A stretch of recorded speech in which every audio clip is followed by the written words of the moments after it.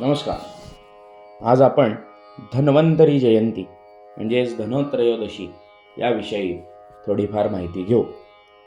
यामध्ये देही आरोग्य नांदते भाग्य नाही या परते या उक्तीप्रमाणे आपल्याला उत्तम आरोग्य लाभावे या उद्देशानं आपण सर्वजण एक ना अनेक प्रकारे प्रयत्न करीत असतो. कोणी घरगुती प्रकारे व्यायाम करतो, काही जण व्यायामशाळेमध्ये जातात, काही जण त्या जिममध्ये जातात, योगा क्लास करतं तर किंवा अन्य कोणत्याही प्रकारे सर्वजण आपापल्या आरोग्याची काळजी घेत असतात. म्हणजे शरीर सुदृढ बनवण्यासाठी, तर कोणी मानसिक चांचल्य दूर करण्यासाठी, मनःशक्ती वाढवण्यासाठी प्रयत्न करत असतात. आजकालच्या या धकाधकीच्या जीवनामध्ये आपण सर्वजण आरोग्याच्या बाबतीत फार सुज्ञ म्हणजेच हेल्थ कॉन्शियस झालेलो आहोत असं आपल्याला सर्वांना दिसून येतं. जसं डायबेटीस होऊ नये, शुगर वाढू नये यासाठी गोड पदार्थ खाल्ले जात नाही किंवा खाल्लं तरी त्याचं प्रमाण कमी असतं. कोलेस्ट्रॉल वाढू नये म्हणून काही जण तेलकट पदार्थ कमी खातात. एक ना अनेक प्रकारे आपण हेल्थ कॉन्शियस झालेलो आहोत. अहो पण हे सर्व वैदिक शास्त्रात म्हणजेच आयुर्वेदात देखील आहे.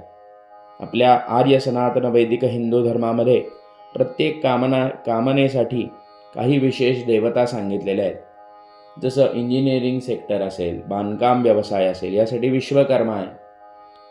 कॉर्पोरेट सेक्टर असेल किंवा कॉमर्स रिलेटेड काही गोष्टी असतील तर त्यामध्ये लक्ष्मीनारायण ही देवता सांगितलेली आहे. बुद्धी आपल्याला सद्बुद्धी प्राप्त व्हावी यासाठी सरस्वती, तर आपलं उत्तम प्रेझेंटेशन म्हणजे आपण जे काही कर्म करतोय ते उत्तम मांडणीसाठी आपल्याला विशेष करून गणपतीची उपासना किंवा गणपती ही देवता आराध्य सांगितलेली आहे. ज्योतिषशास्त्रानुसार आरोग्यासाठी आरोग्यम भास्करादिच्छेद असं देखील आपल्याकडं म्हणलेलं आहे. आरोग्य हे आपल्याकडं सूर्य या देवतेसाठी या ग्रहाचा अंमल या आपल्या आरोग्यावर असतो असं देखील म्हणलं जातं. आयुर्वेदाचे किंवा वैद्यकीय भागामध्ये जर महत्त्व म्हणून जर बघितलं असेल तर जगतपालनकर्ता श्री महाविष्णू स्वरूप अशा आणि अमरत्व प्राप्तीसाठी सुरासुरांनी म्हणजेच देव आणि दानव यांनी ज्या वेळेला सिंधूचं मंथन केलं त्यावेळेला लक्ष्मी, कौस्तुभ, पारिजात, कसुरा याबरोबर एक जी 14 रत्न बाहेर आली त्यातील एक महत्त्वाचं रत्न म्हणजे देवतांचे वैद्य ज्यांना म्हणलं जातं ते महाविष्णू अवतार धन्वंतरी. हे भगवान धन्वंतरी मंथनातून प्रकट झाले त्यावेळेला त्यांच्या हातामध्ये अमृताचा कलश होता आणि ते पाण्यातून प्रकट झाले, त्यामुळे त्यांना अब्ज असं देखील म्हणलं जातं. याबद्दल आख्यायिका सांगितली जाते. भगवान विष्णूंनी यांना वर दिला की तू मनुष्य जन्म हा काशी राजाच्या घराण्यात घेशील आणि तुला जन्मतः सर्वसिद्धी प्राप्त होतील आणि तू अष्टांग आयुर्वेदाचा प्रवर्तक होशील असं भगवान विष्णूने त्यांना वर दिला. प्रत्येक गोष्टीला एक ना अनेक अंग असतात, त्याचे प्रकार असतात. त्या प्रकारेच आयुर्वेदाला देखील 8 प्रकारची महत्त्वाची अंग देखील आपल्याकडं शास्त्रानुसार सांगितलेली आहेत. हे श्री देव धन्वंतरी प्रकट झाले तो दिवस म्हणजेच अश्विन कृष्ण त्रयोदशी, त्यालाच धनत्रयोदशी असं म्हणलं जातं. म्हणून या दिवशी सर्वांनी महाविष्णू स्वरूप या धन्वंतरी देवतेचे पूजन अवश्य करावे.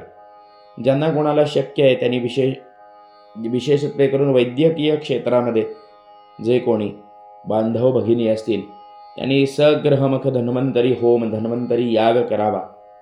औषधी सूक्ताचं पारायण, हवन हा भाग करावा, जेणेकरून ते जे काही सध्याच्या भाषेत जर बोलायचं झालं, जे काही प्रॅक्टिस करत असतील, जे काही त्यांच्या ज्ञानातून अनेक रुग्णांना उपलब्ध होत असेल, अनेक रुग्णांच्या व्याधी बऱ्या होत असतील, त्याला अजून बळ मिळायला या गोष्टीचा आपल्याला फायदा होतो असं देखील म्हणलं जातं. ज्यांना शक्य आहे त्यांनी नमामि धन्वंतरी मादिदेवं सुरासुरैर्वंदितपादपङ्कजं लोकेजरारुग्भयमृत्युनाशं दातारमीशं विविधौषधीनां या मंत्राचा जप करावा.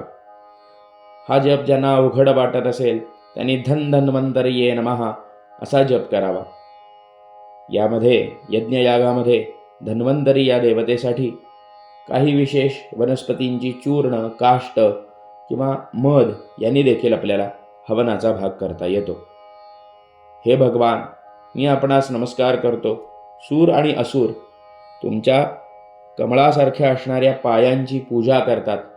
तुमच्या दैवी शक्ती सर्वांना आशीर्वाद देतात व त्यांना रोग, दुःख, आजार, मृत्यूचे भय आणि वृद्धत्व या सर्वापासून दूर ठेवतात.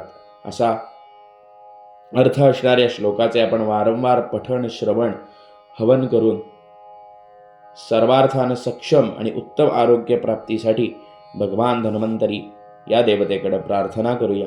आणि पुन्हा एकदा मी तोच श्लोक म्हणतोय. नमामि धन्वंतरी मादिदेवम सुरासुरैर्वंदित पादपंकजम लोके जरारोग्भयमृत्युनाशं दहतारमीशं विविधौषधीनां धन्वंतरये नमः. समस्तोपचारार्थे नमस्कारान् समर्पयामि. नमस्करोमि. धन्यवाद.